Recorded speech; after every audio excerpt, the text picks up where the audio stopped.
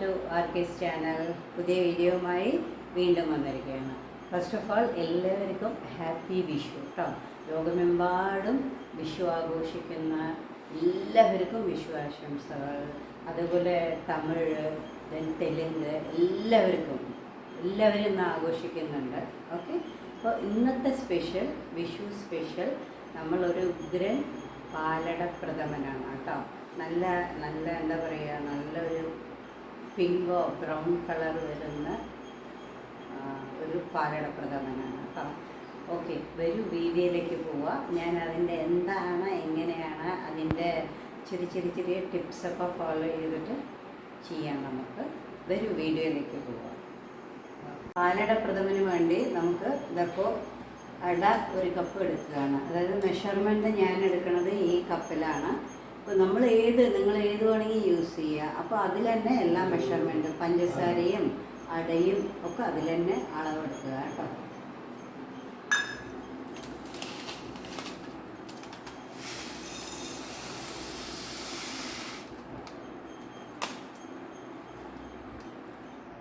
ഞാനിപ്പോൾ ഇതിൽ ഒരു കപ്പ് അടയാണ് എടുത്തിരിക്കുന്നത്. നമ്മൾ അട എടുക്കുമ്പോൾ എപ്പോഴും നോക്കും, വളരെ ചെറിയ അടയായിരിക്കണം എടുക്കണത് കേട്ടോ.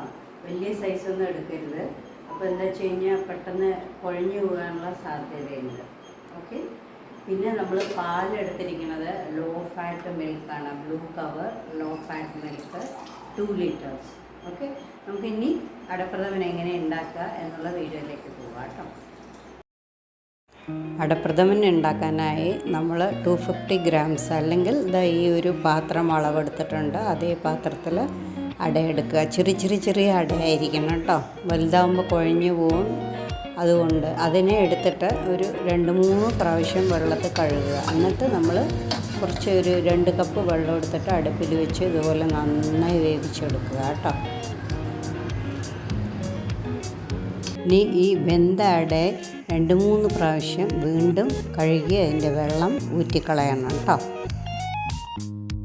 നമ്മളിപ്പോൾ ഒരു 4 കവർ പാലാണ് എടുത്തിരിക്കുന്നത്. 2 ലിറ്റർ. ഒരു കവർ വയ്ക്കാൻ മിസ്സായതാണ് കേട്ടോ. അതിനൊരു പാത്രത്തിലിട്ട് തിളപ്പിക്കുക. നന്നായി തിളച്ച് വരുമ്പോൾ അതിലേക്ക് ഈ വേവിച്ച് വെച്ച അട ഇട്ട് കൊടുക്കുക കേട്ടോ. നന്നായി ഇളക്കണം. അടുത്തുനിന്ന് മാറരുത്. മാറിക്കഴിഞ്ഞാൽ അടി പിടിക്കും. ഓക്കെ, സോ എല്ലാം ഇട്ട് കൊടുത്ത് നന്നായിട്ട് ഇടയ്ക്കിടയ്ക്ക് ഇളക്കി കൊടുക്കണം. ഓക്കെ, പാലും അടയൊക്കെ നന്നായി തിളച്ച് വരുമ്പോൾ ഏകദേശം 1 മണിക്കൂറാവും. അപ്പോൾ അതിലേക്ക് ഒരു 2 കപ്പാണ് ഞാൻ ആദ്യം പഞ്ചസാര ഇട്ട് കൊടുത്തത് കേട്ടോ. എന്നിട്ട് ഇപ്പോൾ നോക്കിയപ്പോൾ എനിക്ക് തോന്നി കുറച്ചുകൂടി വേണമെന്ന്. അപ്പോൾ 1 കപ്പും കൂടി ഇട്ട് കൊടുത്തു. അപ്പോൾ നമ്മൾ 1 കപ്പ് അടയ്ക്ക് 3 കപ്പ് പഞ്ചസാര കേട്ടോ. അത് കഴിഞ്ഞ് നമുക്ക് അതിൻ്റെ ഒരു കളറ് കിട്ടണ്ടേ, അതിനായി ഒരു 2 സ്പൂൺ പഞ്ചസാര എടുത്ത് ഇതുപോലെ കാരമലൈസ് ചെയ്യുക കേട്ടോ. നല്ല കരിയരുത്, പെട്ടെന്ന് പാവും അതുകൊണ്ടാണ്. എന്നിട്ട് ഇതിലേക്ക് ഈ പായസത്തിലേക്ക് ഒഴിച്ചു കൊടുക്കുക കേട്ടോ. എന്നിട്ട് നല്ലോണം മിക്സ് ചെയ്യുക. അതാണ് ആ കളറിൻ്റെ ഹൈലൈറ്റ് കേട്ടോ. പറഞ്ഞ പോലെ നല്ലോണം മിക്സ് ചെയ്ത് കൊടുക്കണം. പിന്നെ ഈ അട വേറെ വേവിക്കാൻ പറഞ്ഞാൽ എന്താ വെച്ചാൽ നമ്മൾ ഒരേ പാത്രത്തിൽ വെക്കുമ്പോൾ അടി പിടിക്കാനുള്ള സാധ്യതയുണ്ട്. ഇങ്ങനെയാകുമ്പോൾ അടി പിടിക്കാൻ സാധ്യത വളരെ കുറവാണ്. എന്നാലും നമ്മൾ ഇളക്കണം. ഇപ്പോൾ ഒരു അടിപൊളി അടപ്രഥമൻ തയ്യാറായി കഴിഞ്ഞു. അതിൻ്റെ കളർ നോക്കുമോ, അടിപൊളി കളറല്ലേ.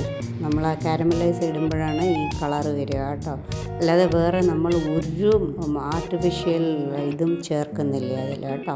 പാല്, പഞ്ചസാര, അത്രയേ ഉള്ളൂ.